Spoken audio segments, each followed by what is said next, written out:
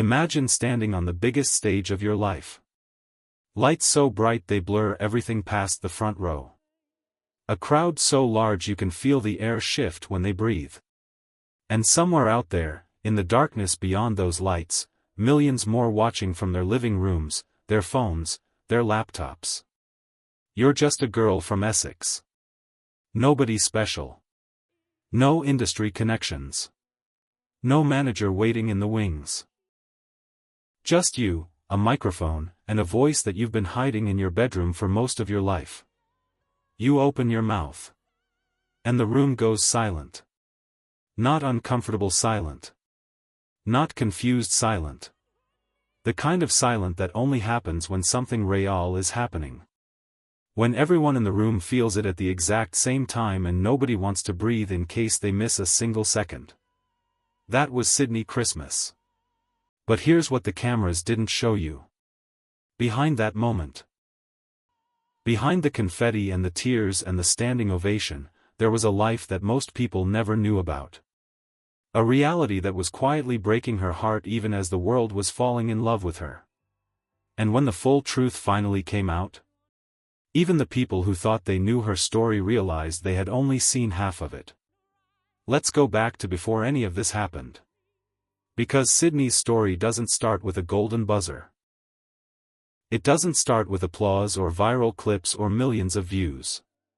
It starts in a small, quiet home in Essex, England. A girl growing up the way a lot of people grow up, without fanfare, without spotlight, without anyone telling her she was extraordinary. She was shy. Self-described as ordinary. The kind of person who blends into a room rather than commanding it. But she could sing. And not in the way people say that to be polite. We're talking about the kind of voice that physically stops you. The kind that makes you put down what you're doing and just listen. Raw, unpolished in the best possible way, with something underneath it, some kind of weight, some kind of truth, that most trained singers spend their entire careers trying to find. She grew up singing in her bedroom with the door closed. Singing in churches on Sunday mornings. Singing for family at home. Music was never just a hobby for Sydnie. It was something deeper than that. It was the one place in her world where everything that was hard and confusing and heavy became something she could actually express. She poured herself into it completely. And that detail, that music was the place she felt safest. Hold on to that. Because it becomes the most important thread in this entire story. By her mid-20s, Sydnie had already been through things most people her age hadn't faced. Quiet, private struggles that don't get talked about at dinner parties or posted on social media. The kind of difficulties that don't make headlines but slowly, steadily shape the person you become. She wasn't famous. She wasn't signed to a label. She wasn't even on anyone's radar. But something was building in her. Some kind of courage that had been years in the making. And in 2024, she walked onto the Britain's Got Talent stage. And nothing, not for her, not for the people watching, was ever quite the same again.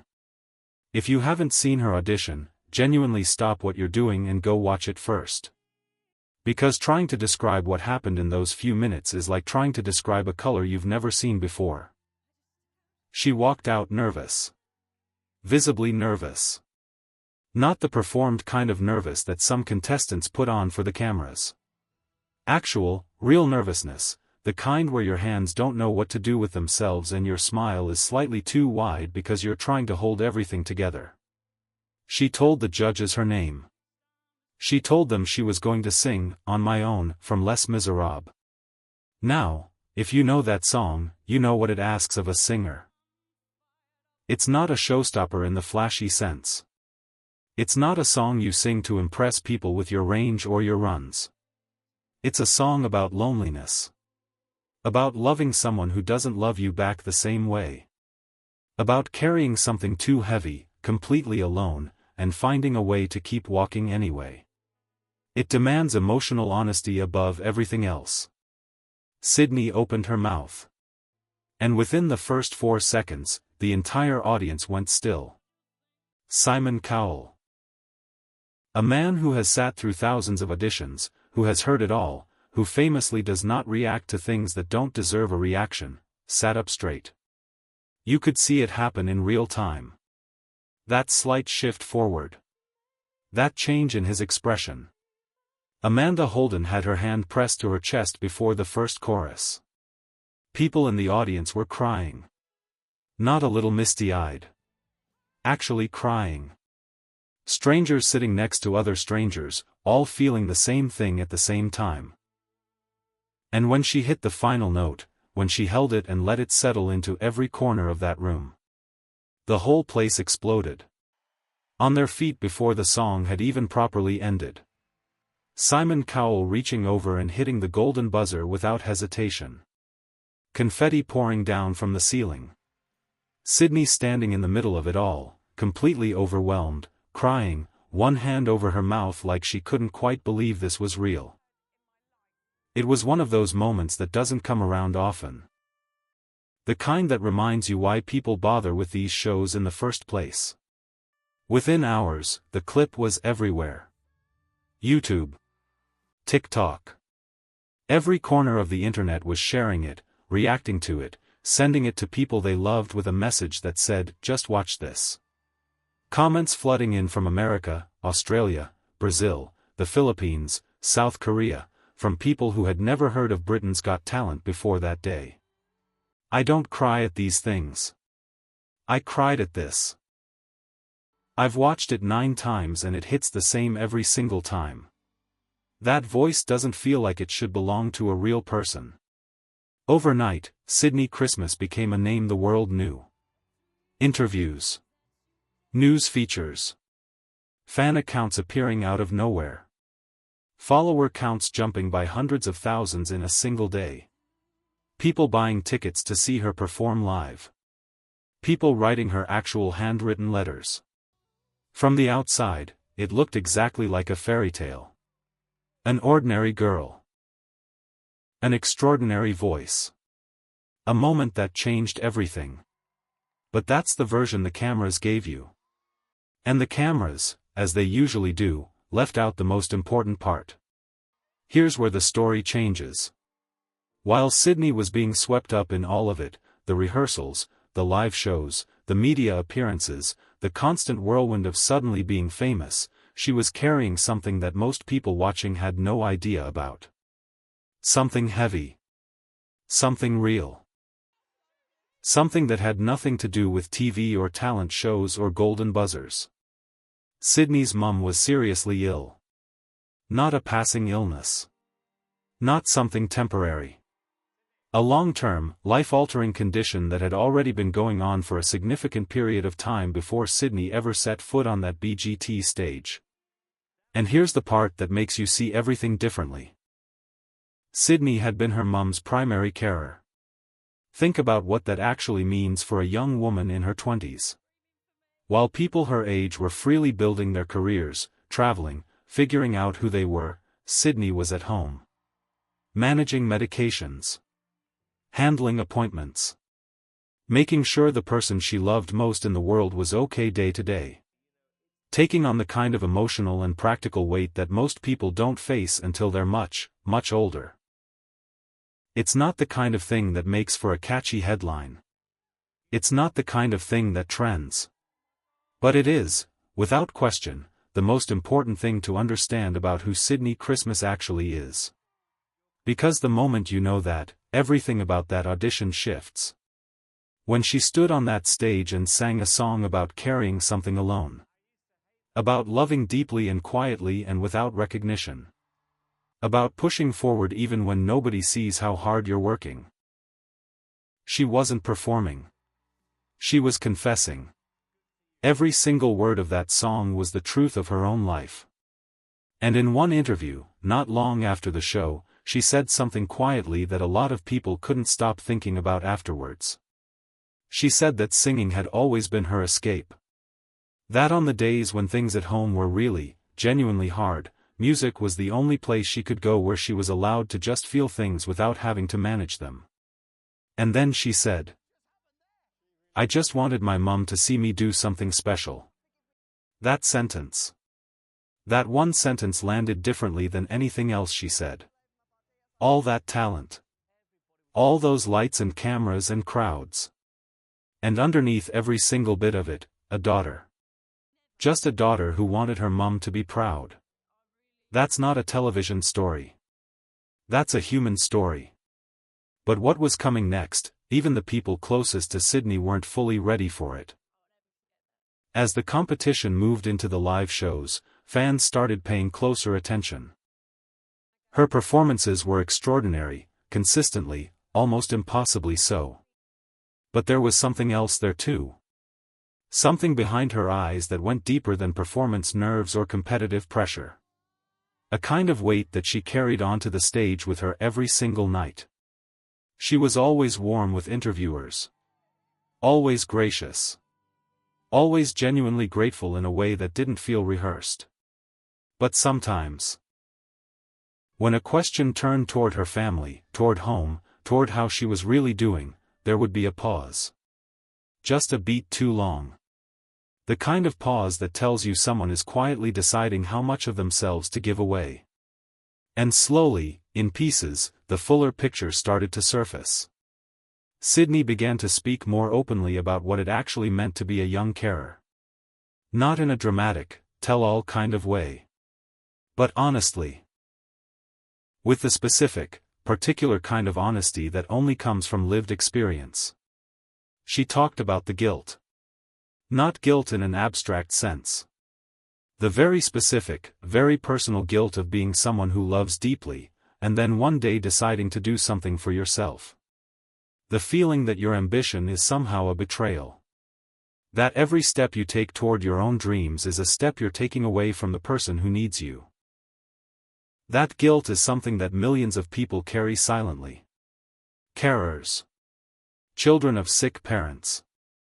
Anyone who has ever loved someone through something long and hard and exhausting, while also trying to hold on to some small piece of themselves at the same time. When Sydnie named it out loud, something opened up. Her comments section started filling with people who weren't just fans of her voice anymore. They were people who recognized themselves in her. Carers. Adult children looking after parents. People who had put their own lives on a shelf for years and found that watching Sydnie made them feel, for the first time in a long time, like that sacrifice was seen. She had walked on as a singer. She had. And then, right in the center of all of this, right when things were already emotionally full to the brim, something happened that stopped everything. During the live shows. The highest pressure, highest stakes stretch of the entire competition. The part where everything is on the line and there is no room and no space to fall apart. Sydnie's mum's condition got worse. Hold that in your mind for a second. You're on national television. Millions of people are watching. You are. Genuinely, measurably, closer to your dream than you have ever been in your entire life. And simultaneously. At the exact same moment. The person who has always been your reason, the person you are doing all of this for, is going through the hardest stretch of their illness while you are standing under stage lights in front of a live audience. There is no way to prepare for that. There is no rehearsal for holding yourself together under that specific kind of weight. But Sydnie did. She walked out on that stage every single time. And she sang. Not mechanically. Not just hitting marks and hoping to get through it. People who watched her perform during that period said later that those shows were some of the most emotionally powerful performances they had ever seen on that stage.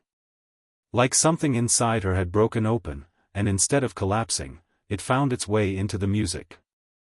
There's one moment that her fans still bring up when they talk about her. A performance where she stood at the microphone, eyes closed, before she began. And for just a few seconds, 5, maybe 6, you could see her breathe. Not a staged pause. Not a dramatic choice made in rehearsal. A real breath. The kind a person takes when they are holding something almost too heavy to hold. When they need a single second to remind themselves, I can do this. I have to do this. And then she sang. And the room broke open. She spoke about it afterwards. Said that during that period there were moments backstage when she genuinely didn't know how she was going to walk out there. Not because she wanted to stop, but because the emotional weight of existing in two completely different worlds at the same time, the bright, loud world of the competition and the quiet, frightening world happening at home, was almost more than one person could hold. She talked about calling her mum before every show. About how her mum's voice, tired, affected by illness, but still there, still present, would steady her in a way that nothing else could. About how she dedicated every single performance to her. Not as a strategy. Not because someone in PR told her it would make good television. Because every note she sang was for her. Genuinely, completely, entirely for her. And that's the moment it truly hit people. Sydnie Christmas didn't win Britain's Got Talent 2024. She finished second. Runner-up. Close, heartbreakingly close, but not the winner. And yet she was the one people kept talking about. The one whose name stayed in conversations weeks after the final. The one whose clip kept getting reshared, kept being sent to friends, kept finding new people in new countries who had never heard of the show before. Because talent can get you far. But a reason? A real, deep, terrifying reason, the kind rooted in love and sacrifice and years of quiet devotion? That's what stays with people. That's what she had that no competition can measure. So, what actually happened to Sydnie Christmas? She got the fame. Yes. The golden buzzer, the global attention, the opportunities that come when the world suddenly knows your name. But that's not really the answer to the question. What actually happened to Sydnie Christmas is something quieter and more important than any of that. A young woman who had spent years giving herself completely to someone she loved, finally gave something to herself. One stage. One song. One terrifying, brave decision to step forward and say, I have something too. I want to be heard. And in doing that, in being that honest, that exposed, that human in front of millions of people, she gave something to everyone who watched. She gave them permission. Permission to want their own dreams even when life is demanding everything from them. Permission to feel joy and grief at the same time without one canceling the other out. Permission to be exhausted and ambitious, heartbroken and hopeful, depleted and determined, all at once, and to know that none of that makes you selfish. It makes you human. Since the show, Sydnie has kept going. Kept making music. Kept being open about her journey in a way that feels real rather than managed. She still talks about her mum. Still dedicates her music to her. Still carries that love into every performance like it's the most natural thing in the world, because for her, it is. The fans who found her through a 3-minute clip have followed her into something they didn't expect. Not just a music career. A real life. Honest and complicated and full of all the things that television usually edits out. And here's the question worth sitting with. Right now, as you watch this, how many people are living exactly the way Sydnie was? Quietly holding everything together for someone else. Quietly shelving their own dreams because the timing is never right. Quietly singing to themselves in empty rooms and wondering whether any of it is worth holding on to. If Sydnie's story says anything at all, it says that someday is real. It says that the voice you've been keeping in your bedroom might be exactly what the world needs to hear. And sometimes the moment arrives wrapped in stage lights and golden confetti. And sometimes it's just a breath.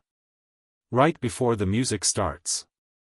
And you, one more time, against everything, deciding that you can do this.